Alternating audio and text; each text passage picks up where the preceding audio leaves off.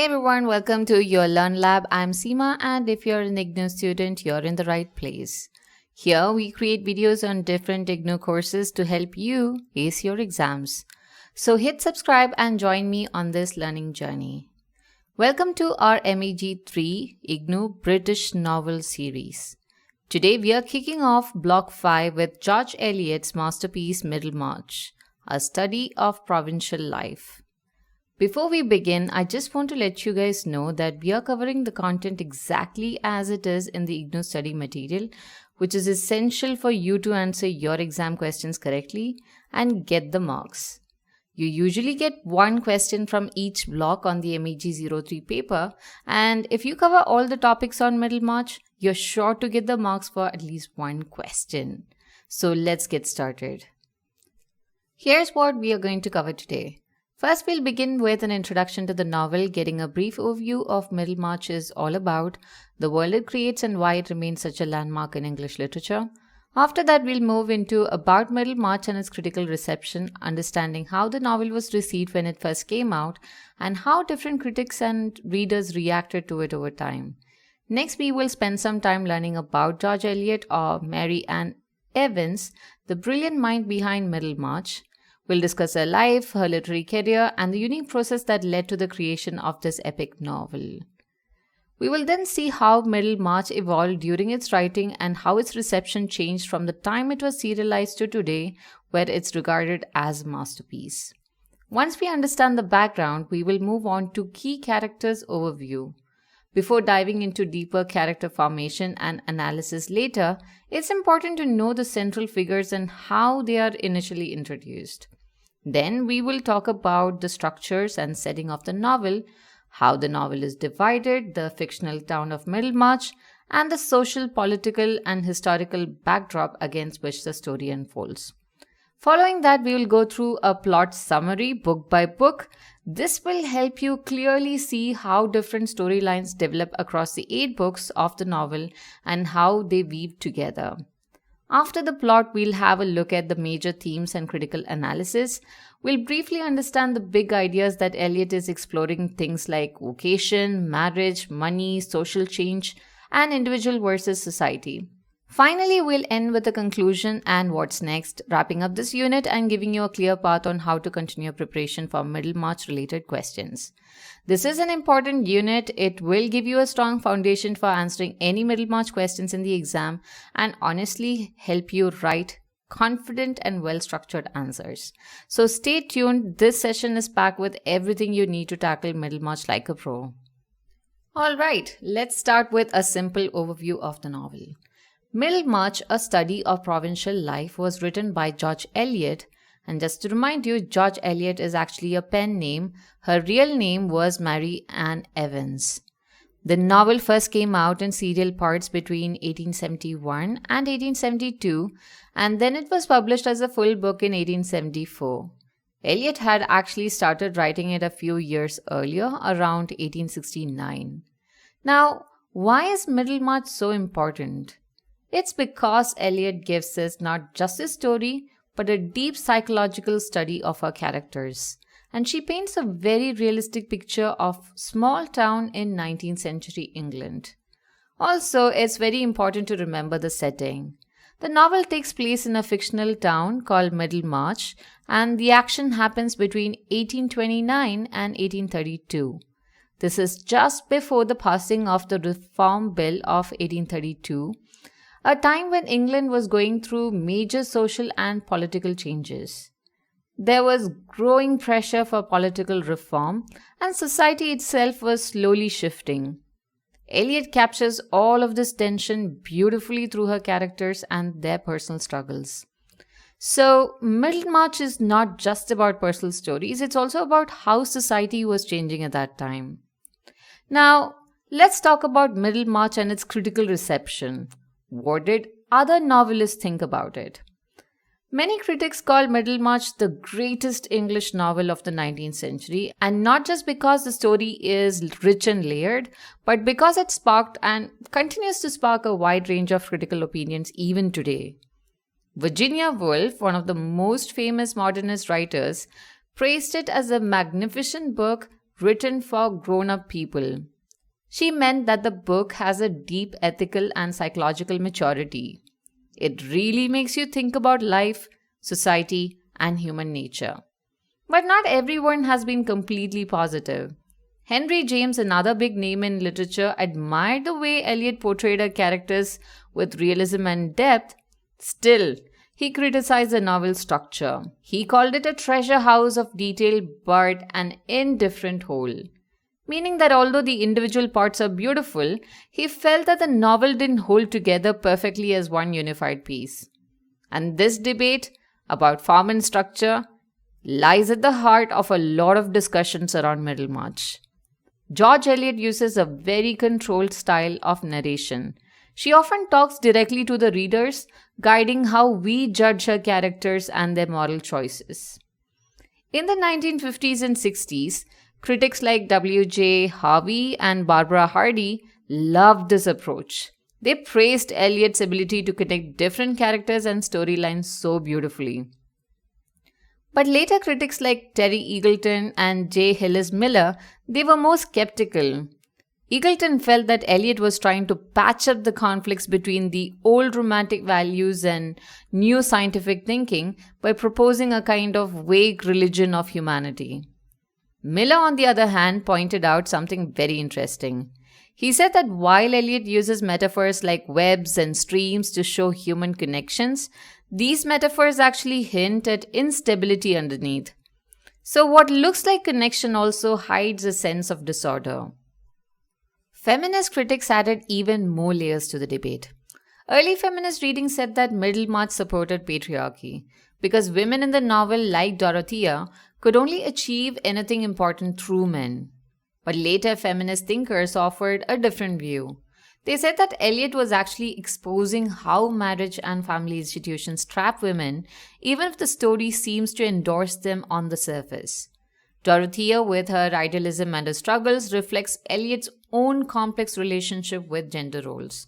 So you can see Middlemarch is full of contradictions, and that's exactly why it continues to be read, loved, and debated today. It's rich, not just in plot, but in ideas, tensions, and emotions.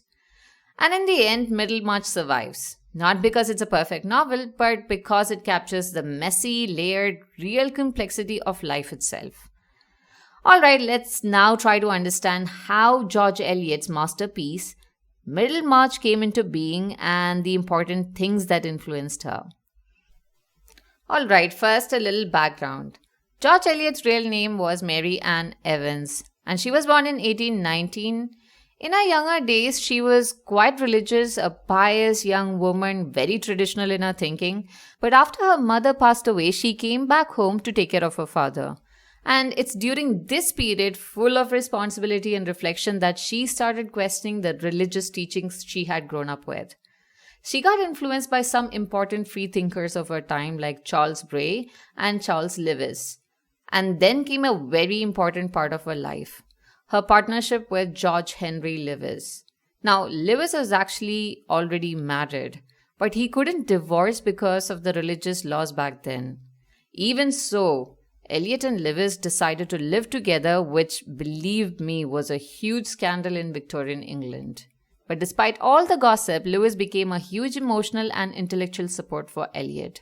With his encouragement, she explored philosophy, religion, history, and this deep, serious study shaped the kind of powerful, thoughtful novels she would go on to write. Her early works like Adam Bede and The Mill on the Floss made her famous. But it was in 1869 that she started working on Middlemarch. And let me tell you, it wasn't easy. She struggled with self-doubt, faced long periods of writer's block. Still, she kept going. And the result was Middlemarch, a novel that would become not just her most ambitious work, but one of the greatest novels in the English language. Now let's talk a little about how Middlemarch was actually written. And trust me, as we've mentioned, it wasn't an easy journey for George Eliot. To reach a wider audience, she and George Henry Lewis decided to serialize the novel, meaning they released it part by part, starting in 1871, and it continued till 1872. And here's the interesting thing. Eliot didn't want to tell a story about heroes and dramatic adventures. Her aim was to show how ordinary everyday events shape people's lives. You can already see how different that was from the typical novels of her time, right? She was really pursuing towards realism. But writing Middlemarch was not smooth sailing at all. In 1869, Eliot actually noted in a journal that she was full of self doubt. She was worried whether she could even complete the novel.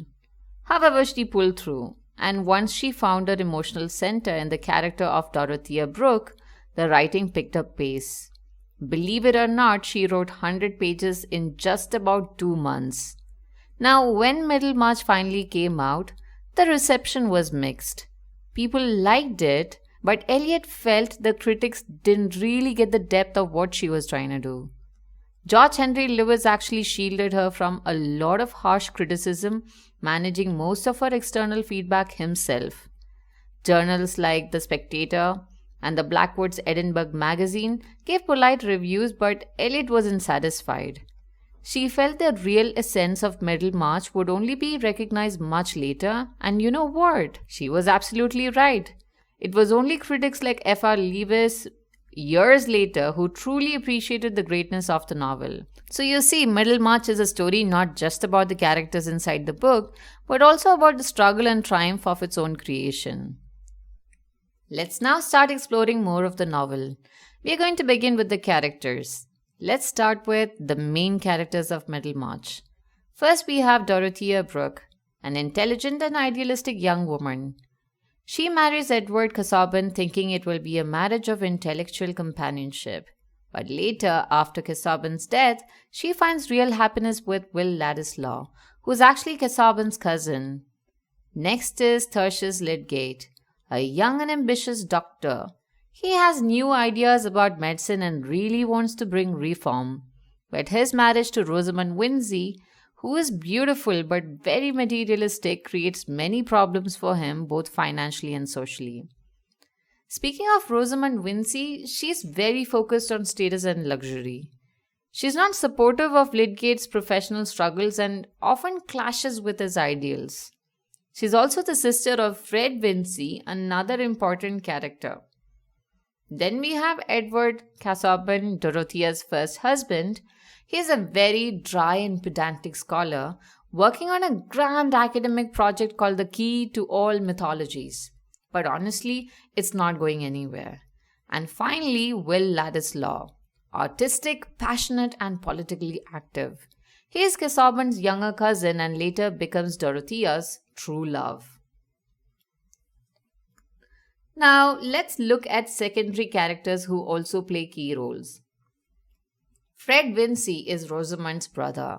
At first, he is quite irresponsible and gets into debt, but he matures over time, especially because of his love for Mary Garth. Mary Garth is sensible and very grounded. She belongs to a lower middle-class family and only agrees to marry Fred once he proves that he has become responsible. Then we have Caleb Garth, Mary's father. He is an honest and hardworking land agent, almost like the moral center of the novel. Bulstrode is another key figure, a wealthy banker with a shady past. His character shows us the hidden corruption under the surface of Middlemarch's society. His wife, Mrs. Bulstrode, stands by him even when his secrets come out. Lastly, there's Mr. Fairbrother, a kind-hearted clergyman who loves Mary Garth but quietly steps aside when he realizes that Fred and Mary love each other. And lastly, here are some other important characters you should remember. First, we have Sir James Chatham. He first proposes to Dorothea, but after she marries Casaubon, he eventually marries Dorothea's younger sister, Celia. Celia Brooke is very different from Dorothea. She is more conventional, practical, and focuses on family life. Then we have Mr. Brooke, Dorothea and Celia's uncle. He is well-meaning but honestly quite ineffective. He tries to get involved in politics but doesn't make much impact. And finally, Peter Featherstone, a wealthy but mean-spirited old man who plays a key role in Fred Vincy's storyline. Mary Garth works as his nurse towards the end of his life. We'll soon be diving into the story, but first let's understand how Middlemarch is structured. George Eliot didn't publish the novel all at once as we discussed earlier. It first came out in 8 separate parts between 1871 and 1872, kind of like how we binge watch episodes of a web series today. Each part focuses on different but interconnected characters, and together they weave a full picture of the life in the town of Middlemarch. The novel is set in the years just before the first Reform Act of 1832, a period of big political and social change in England. So you'll see in the story the old ways and the new ideas are constantly clashing. Eliot herself calls the book a study of provincial life. But when you really read it, you'll realize it's not just about a town. It's about human ambitions, struggles, and dreams, all their beauty and all their mistakes.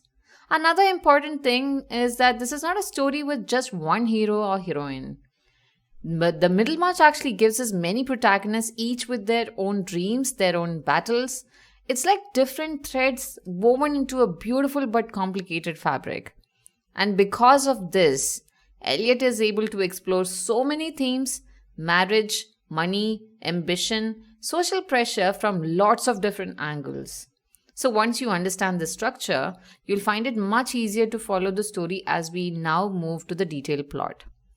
So the story of Middlemarch unfolds across 4 major plot lines. First, we have Dorothea's journey from her early mistakes, where her idealism leads her into an unhappy marriage, to finally finding love on her own terms. Then there's Lydgate, an ambitious young doctor who wants to bring modern medicine to a traditional town, but personal choices and bad decisions threaten to ruin his dreams. Third, we have Fred and Mary's story, which gives us a softer, more heartwarming arc. It's about learning responsibility and earning love through hard work and maturity. And finally, we have the Bulstrode scandal, which uncovers the hidden corruption under the respectable surface of the Middlemarch society. All these arcs, Dorothea, Lydgate, Fred, and Mary, Bulstrode, they keep overlapping, clashing, and reflecting each other, just like real life does. People's lives get tangled together for better or worse. Now that we know these major players, Dorothea with her lofty dreams, Lydgate with his scientific ambition, Rosamond chasing social status, and Fred struggling to grow up, it's time to step into their world. But remember, Middlemarch is not a fast-paced thriller. It's actually very similar to life in a small Indian town. Things look slow and simple on the surface, but underneath there's intense emotion, gossip, ambition, dreams, and disappointments. George Eliot shows us exactly what happens when people's inner desires crash into the hard realities of a society. And just like a raga unfolds slowly, beautifully, and layer by layer, this novel also builds across 8 parts like 8 musical movements. So, with that, let's begin our journey into Middlemarch. Let's now start with Book 1, Miss Brooke, the opening movement of Middlemarch. We are introduced to Dorothea Brooke, a young woman from a wealthy family. But she's very different from the typical girls around her. She's deeply religious, extremely intelligent, and she dreams of making a real difference in the world, like building better houses for poor tenants. Instead of worrying about clothes, balls, or marriage proposals, Dorothea wants her life to mean something bigger. When Edward Casaubon, an older, serious scholar, proposes marriage to her, Dorothea sees it as a chance to be part of something larger. Casaubon is working on a grand scholarly book called The Key to All Mythologies. Dorothea believes she can assist in this noble task. She sees this marriage as a way to serve a higher purpose, not just emotional companionship. Now, at the same time, we see her sister Celia Brooke, much more practical, sweet, and grounded.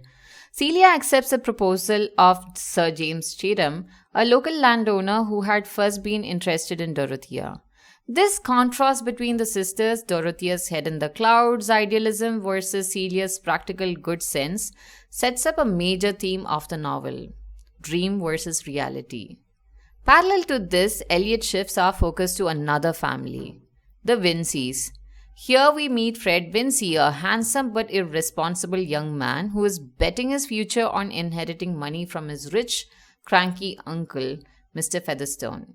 Fred loves Mary Garth, a sensible and hardworking young woman, but Mary disapproves of Fred's reckless ways and wants him to grow up before she'll even consider marrying him. By the end of book 1, George Eliot has carefully placed her characters and set the stage. Dorothea is stepping into a marriage that seems grand but feels hollow. Fred is gambling with his future, thinking luck will save him, and Mary, like a quiet moral compass, watches and waits. What Eliot shows us here is very real and very human. Even with good intentions, without clear judgment, people can make choices that shape or destroy their futures. And so, through these two families, the Brookes and the Vinceys, Eliot quietly sets up the bigger drama that will unfold over the next 7 books. Moving to book 2, Old and Young, we shift scenes from the elegant drawing rooms of the Brookes to the cobbled streets and the tight-knit gossip circles of Middlemarch town. And with that comes a new face, Dr. Tertius Lydgate. Lydgate is young, educated in Paris, trained in the latest ideas of medicine and anatomy. He is idealistic, very much like Dorothea in that way. But his battlefield is not theology or philosophy, it's science.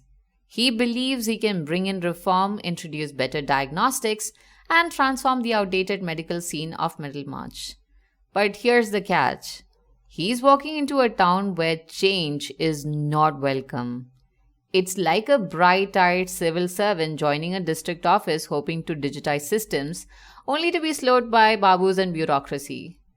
Lydgate wants a hospital, but he needs funding. And the only powerful backer is Mr. Bulstrode, a banker and religious man with secrets of his own. Lydgate thinks he can take the money without the strings, but Eliot's world doesn't work that way. And then Rosamond Vincy enters. Rosamond is the town's beauty, well-bred, stylish, and raised to believe that marrying someone of good rank is her path to a finer life. When she sees Lydgate, she doesn't see a reformer. She sees a gentleman, well-traveled and cultured, and importantly, not from Middlemarch. For her, that's exotic, that's upward mobility. Their courtship begins. Softly, subtly, she plays the piano when he visits her brother Fred, speaks with practiced grace, and soon imagines herself as Mrs. Lydgate. And to be fair, Lydgate is drawn in too. Not just by beauty, but by the idea of companionship. Still, as a reader, you start to wonder, do they really know each other? Or are they each projecting fantasies? Meanwhile, Fred is back to his old tricks. He borrows money against the inheritance he assumes is coming from Featherstone, but it's not his money yet. And it's Mary Garth's father who guarantees the loan. When Fred can't repay it, it's Mr. Garth who has to cover for him, putting his own family at risk. Eliot shows us here the first real signs of what she will keep exploring throughout the novel, how private decisions ripple outwards, hurting or helping others in ways we don't always foresee, and how both the young and the old can be equally blind to reality. Let's now move on to Book 3, Waiting for Death. In this, we move to Stone Court, the home of old Mr. Featherstone. Fred Quincy is wealthy but mean-spirited uncle. Featherstone is sick, grumpy, and secretly loving the drama his illness is causing. His relatives like vultures are hanging around hoping for a piece of the inheritance. It's funny, but it's also painfully real.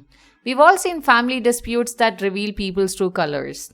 Fred Vincy, who has been quoting on this inheritance, is feeling pretty confident. He believes the money will solve all of his problems. Debts, career worries, everything. But Fred still has a lot of growing up to do. And then there's Mary Garth. She's not part of the greedy crowd. She's quiet, sensible one. Featherstone's nurse, trusted by everyone. And here comes one of the novel's most important moral moments. On his deathbed, Featherstone asks Mary to destroy a second will. If she did, Fred might benefit. But Mary refuses. She won't cross the line even for someone she cares about. When Featherstone dies, the second will is found and Fred is left with nothing. His dreams of easy wealth vanishes overnight. Worse, the Garth family, who had supported Fred financially, are hurt because of his recklessness, and this is a huge turning point for Fred. He finally has to confront the fact that charm and good luck aren't enough. Growth, real growth, begins when illusions die. Fred's story is a reminder that life doesn't hand you success, you have to earn it with honesty, responsibility, and maturity. Now, let's move on to Book 4 of Middlemarch called Three Love Problems.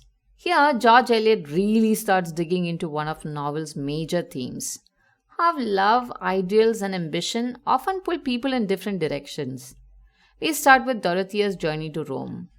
This trip should have been the beginning of a beautiful life with her husband Casaubon. But quickly we see that Dorothea is disappointed.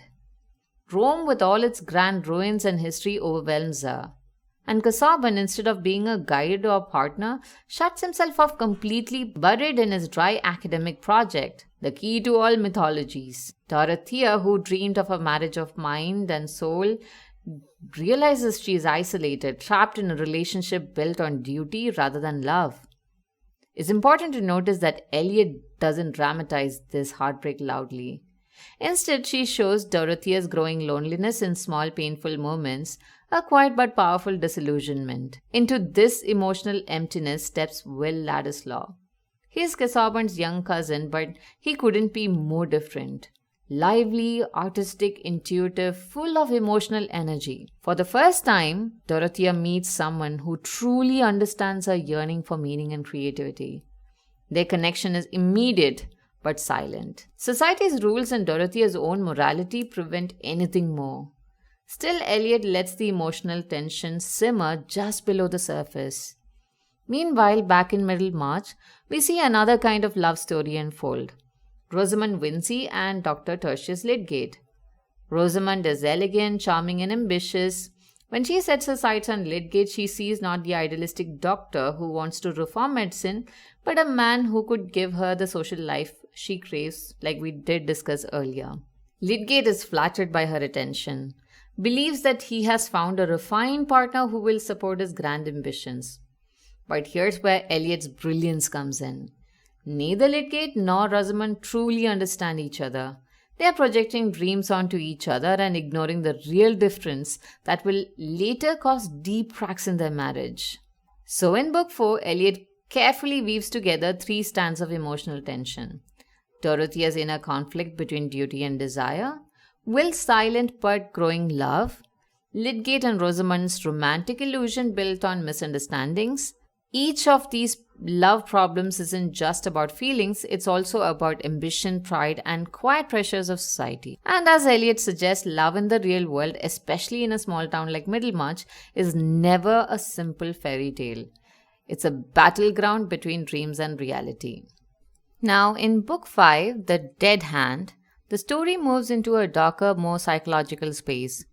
We are back at Lowick, and it's clear now Casaubon's body is failing, but his need for control over his work, his wife, even his legacy is growing stronger. He suspects Will Ladislaw not just as a threat to Dorothea's loyalty, but as a symbol of everything he himself can never be. Young, energetic, free-thinking, Casaubon sees future slipping away from him, and he is terrified. His life's work, the key to all mythologies, is outdated and irrelevant. But admitting that would destroy his entire sense of identity. Better to cling to power than face irrelevance. In a heartbreaking moment after collapsing, Casaubon asks Dorothea for a promise to obey his wishes after his death without even knowing what they are. Dorothea, ever dutiful and naive, agrees, thinking it is an act of love and loyalty. But Eliot shows us this is not love. It's an attempt to extend control beyond life itself, the dead hand, reaching into the living future. Meanwhile, Will remains close by, too close for a judgmental society like Middlemarch. Even Dorothea's sister, Celia, notices the growing tension. Rumors start, although neither Will nor Dorothea has crossed any boundaries. Here, Eliot makes us feel the suffocating pressure of a small society where appearances are everything. Back in Middlemarch town, Rosamund finally secures Lydgate's proposal. But their courtship, we realize, is built on shallow dreams. Rosamond dreams of marrying prestige, Lydgate dreams of finding refined companionship. Neither really sees the other's true nature, a disaster in making. At the center of it all is Eliot's powerful metaphor, the dead hand.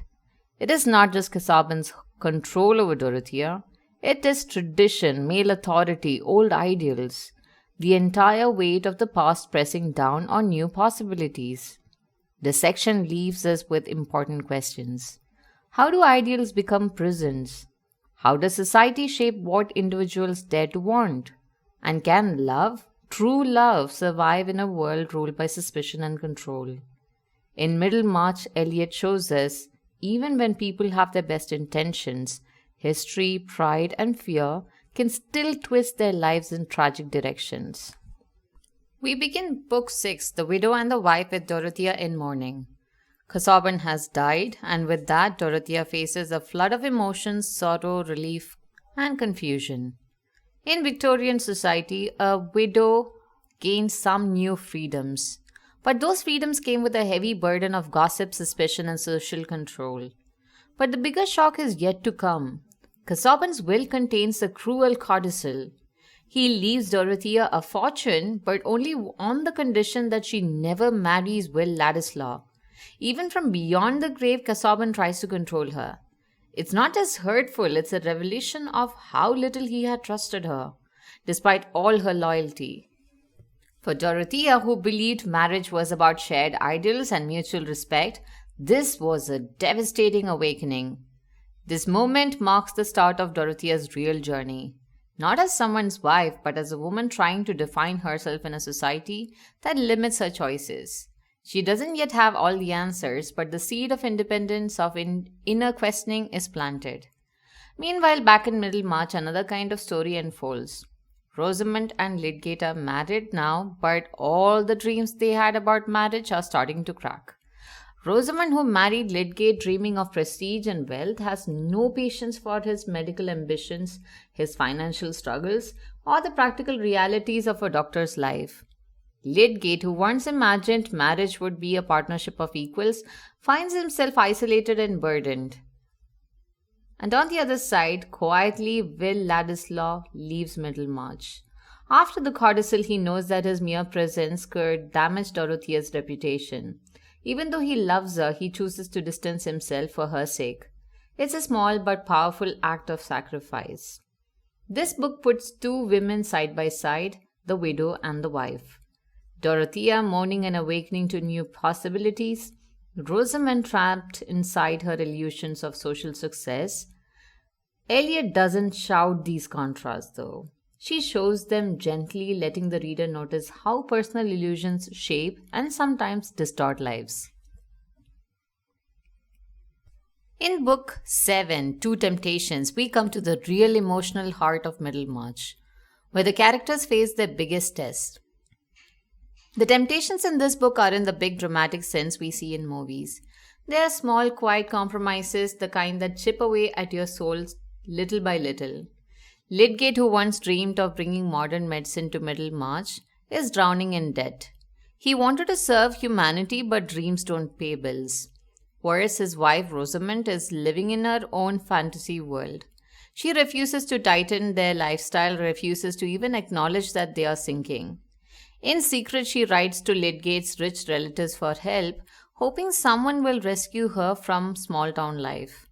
Desperate and humiliated, Lydgate accepts a loan from Nicholas Bulstrode, the town's religious banker.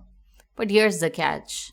Bulstrode's wealth has a dark history, full of shady dealings. By taking the money even without doing anything wrong, Lydgate ties himself to Bulstrode's corruption. And this is Eliot's great insight. People don't usually fall because they are evil. They fall because of pressure, pride, fear, and small reluctant steps that eventually trap them. Meanwhile, Will Ladislaw returns to Middlemarch and he starts working for a reformist newspaper, which makes him popular among the younger political crowd. But the town's gossips are quick to notice how often Will and Dorothea seem to cross paths. After all, Dorothea is now a rich young widow and Will is her late husband's cousin. In the conservative eyes of Middlemarch, even innocent kindness can quickly become scandalous. So here we are, Lydgate's integrity is weakening under financial and social pressure. Dorothea's reputation is under quite attack even though her heart is pure. Eliot shows us that the real dangers in life are in sudden catastrophes. There's low moral drift, small cracks in character, and the steady pressure of society. The true test is in avoiding temptation. It's recognizing when the small wrongs start adding up. Now we come to the final act of Middlemarch, Book 8, Sunset and Sunrise. The title itself hints at what's to come, the death of old illusions and the beginning of something new. First, we see Bulstrode's secrets catch up with him. Raffles, a man from Bulstrode's shady past, returns to Middlemarch threatening to expose everything, the tainted money, the moral compromises. Bulstrode, desperate to avoid public disgrace, tries to manage the situation quietly. But fate has other plans. Raffles falls critically ill and Bulstrode calls in Lydgate to treat him. Lydgate, already weighed down by debts and pressure, does his best medically. But when Raffles dies soon after, tongues start wagging. Whispers grow. Did Lydgate help Bulstrode silence Raffles? Even though Lydgate insists he did nothing wrong, the damage is done. In Middlemarch, public opinion turns cruelly and swiftly. The very hospital he helped build abandons him. His professional dreams crumble. Meanwhile, Rosamond, untouched by guilt or loyalty, pressures Lydgate to leave town. For her, appearances and comfort matter more than integrity. In this dark hour, Lydgate finally sees clearly.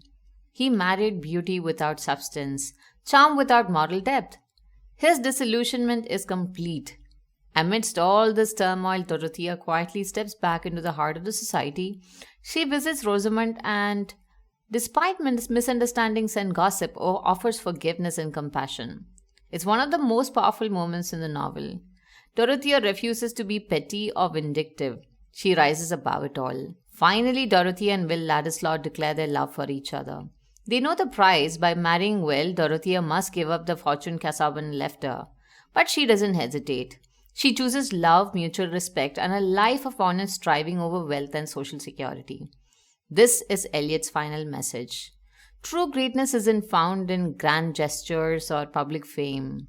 It lies in the inner strength, in moral clarity, and in the quiet courage to follow your convictions. So the sunset of old ambitions and illusions make way for the sunrise of a new authentic life.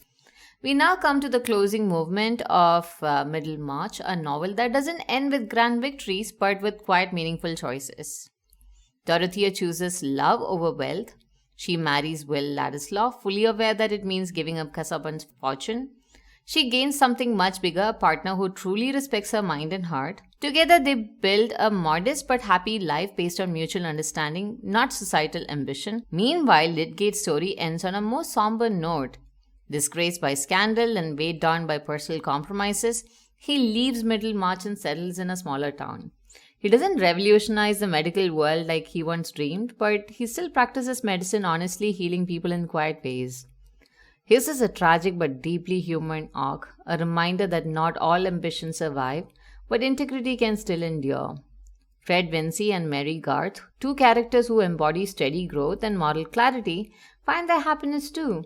They marry, work hard on their farm, and live modest, contented lives. Their journey shows that everyday decency and perseverance are just as heroic as big achievements. And George Eliot closes a novel with a famous reflection about the number who lived faithfully a hidden life and rest in unvisited tombs. She reminds us that history often forgets the quiet, good people who shaped the world silently through small acts of loyalty, kindness, and resilience.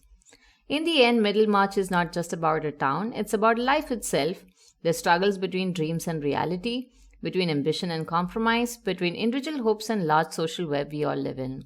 Now that we've walked through Dorothea's story and larger events of Middlemarch, it's time to step back a little and look at the bigger picture. George Eliot is not telling us just a story about a town, she's carefully weaving deep ideas into it. In the next few slides, we'll explore how Eliot uses historical figures like Saint Teresa of Avila to frame Dorothea's idealism, how she shows the tension between high hopes and hard realities, and how she quietly but powerfully highlights the societal constraints that limit women's lives. By understanding these themes more clearly, you will be able to appreciate Middlemarch on a deeper level and, of course, write stronger answers in your exams. Now, in the prelude to Middlemarch, George Eliot draws a powerful connection between Dorothea Brooke and Saint Teresa of Avila. Saint Teresa, a 16th century Spanish mystic, bravely challenged the restrictive structures of the church to pursue her vision of reform. Similarly, Dorothea is filled with a deep yearning to bring about meaningful change in the world around her. However, Eliot makes it clear that, like Saint Teresa, Dorothea is trapped not by a religious institution but by the rigid gender roles of Victorian England. This parallel is very important. It shows us how even the most remarkable women, full of potential and idealism, are often stifled by the structures that they live in. Keep this idea in mind when we move forward, because Dorothea's struggle between dreams and society's limitation is a major thread running through the novel.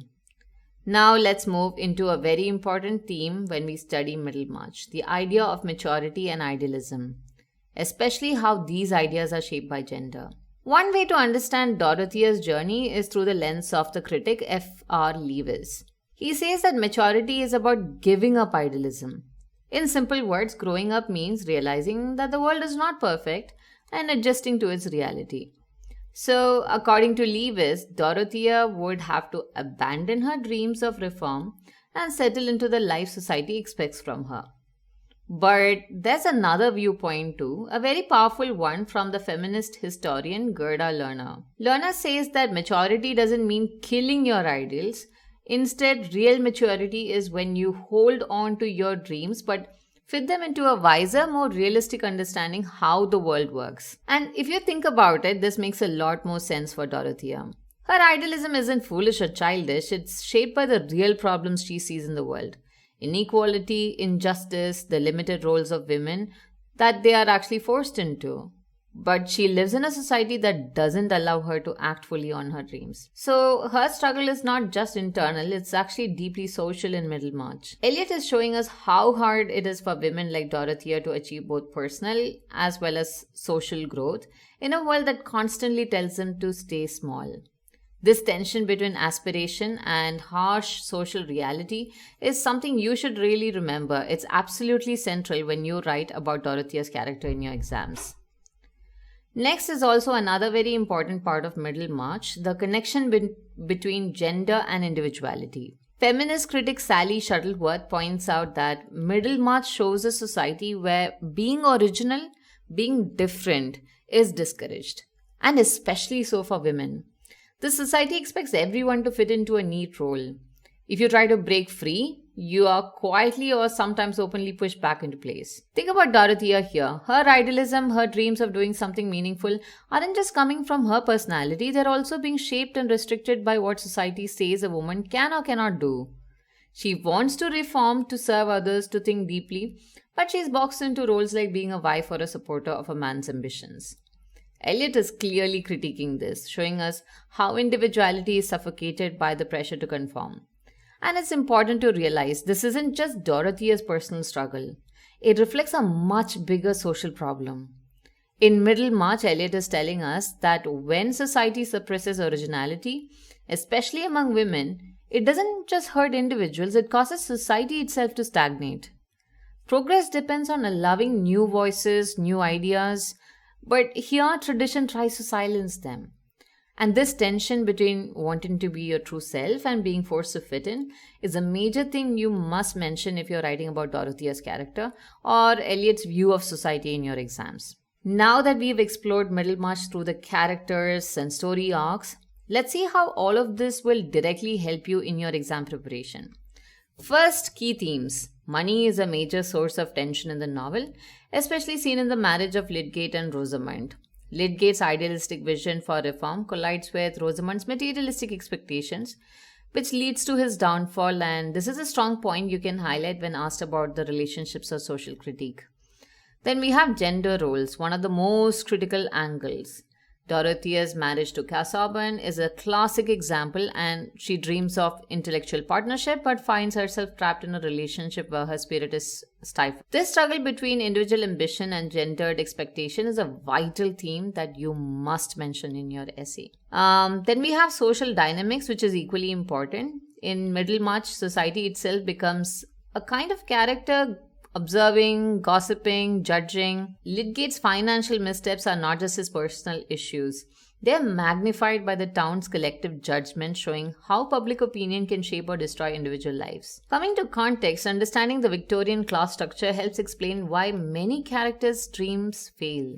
Lydgate's downfall isn't just because of personal flaws, it's because Middlemarch's rigid economic and social structure leaves little room for visionaries. And finally, the woman question. Dorothea's entire journey reflects the limited options available to women who dare to dream beyond domestic life. Referencing this broader societal backdrop will make your answers much richer. Now, let's take a look at characters and techniques. Now, because these are often the areas that help you score those extra marks, let's start with the character analysis. Lydgate is a tragic figure, an idealist who is slowly broken down by Middlemarch's social realities and his own personal mistakes. Rosamond, on the other hand, is someone whose values are shaped by appearances and status. Her refusal to adapt ultimately destroys the marriage she once desired so much. And of course, Dorothea, her internal conflict between her soaring intellectual ambitions and the real limitations society places on women, is the emotional heart of the novel. Her decision to honor Casaubon's wishes despite her growing feelings for Will, it reflects how deeply societal norms trap even the most spirited individuals. Then moving on to narrative techniques, Middlemarch is famous for his polyphony of voices. Instead of one main hero or heroine, we get many perspectives, each adding a different lens on morality, ambition, compromise. Also important is George Eliot's authorial control. She often steps in philosophizing about human nature, guiding us to see irony, tragedy, or resilience in our characters' lives. In the exam, always link your analysis to examples. Rosamond's extravagance versus Lydgate's dream, Dorothea's sacrifice for intellectual and emotional ideals, the town's role in Lydgate's fall. These will make your answers not just descriptive but deeply analytical, showing that you understand both the story and the technique behind it. Now, if you can weave the story, the theme, and the narrative method in your answers, you're guaranteed to write top quality essays for Middlemarch. Alright, to quickly sum up everything we've covered, we've explored the major themes in Middlemarch, how money strains relationships, how gender roles limit, and how social judgment impacts personal lives, especially, through Lydgate's downfall. And through character studies, we saw how ambition, materialism, and idealism collide with societal realities. We've also understood how George Eliot's narrative style, her layered voices and authorial guidance, deepens our understanding of these struggles. And most importantly, when you're answering exam questions, always anchor your arguments in clear examples and link them to broader themes like money, gender, and community forces. And one final tip, guys, since MEG-03 includes at least one question from multiple novels, if you study Middlemarch properly with this video and follow the upcoming unit-wise videos I'm preparing, you'll be guaranteed strong material for at least one major question. Even just this one video will give you a rock-solid foundation to score. If you found this video helpful and would like to learn more, don't forget to like, share, and subscribe to your Learn Lab. See you in the next one. Until then, happy learning.